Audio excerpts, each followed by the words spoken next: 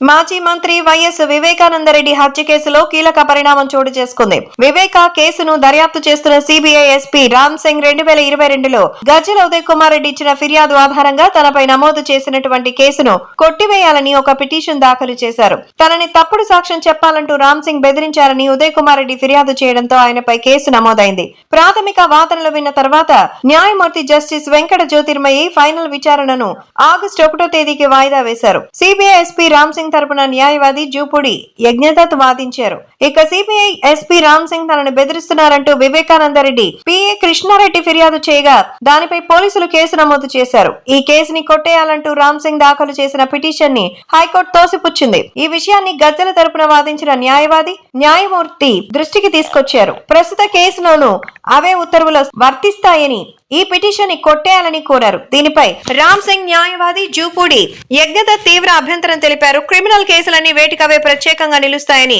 CBI అధికారులకు ఢిల్లీ పోలీసులు establishment చట్టం ప్రకారం రక్షణ ఉంటుందని గుర్తు చేశారు. ఇక కోర్టు మధ్యంతర ఉత్తర్వులు ఇచ్చింది. వీటిని పరిగణలోకి తీసుకున్నటువంటి హైకోర్టు తదుపరి చర్యలను నిలిపివేస్తూ మధ్యంతర ఉత్తర్వులు ఇచ్చిందని, ప్రస్తుత పిటిషన్ లోని రాష్ట్ర ప్రభుత్వం ఇంకా కౌంటర్ దాఖలు చేయలేదని తెలిపారు. పోలీసుల తరపున కౌంటర్ దాఖలు చేయలేదంటూ అసిస్టెంట్ పబ్లిక్ ప్రాసిక్యూటర్ న్యాయమూర్తికి తెలిపారు. దీంతో విచారణ ఆగస్టు 1వ తేదీకి వాయిదా పడింది. మాజీ మంత్రి వైఎస్ వివేక హత్య కేసులో నిందితులుగా ఉన్న వాళ్లు చివరకు కేసు విచారణకు వచ్చిన సిబిఐ ఎస్పీ పైన ఫిర్యాదులు చేయడం, పోలీసులు కేసులు నమోదు చేయడం రాష్ట్రంలో సంచలనంగా సృష్టించింది. ప్రస్తుతం ప్రభుత్వం మారిన నేపథ్యంలో ఈ కేసు ఇంకా ఎటువంటి మలుపులు తిరుగుతుందో చూడాలి.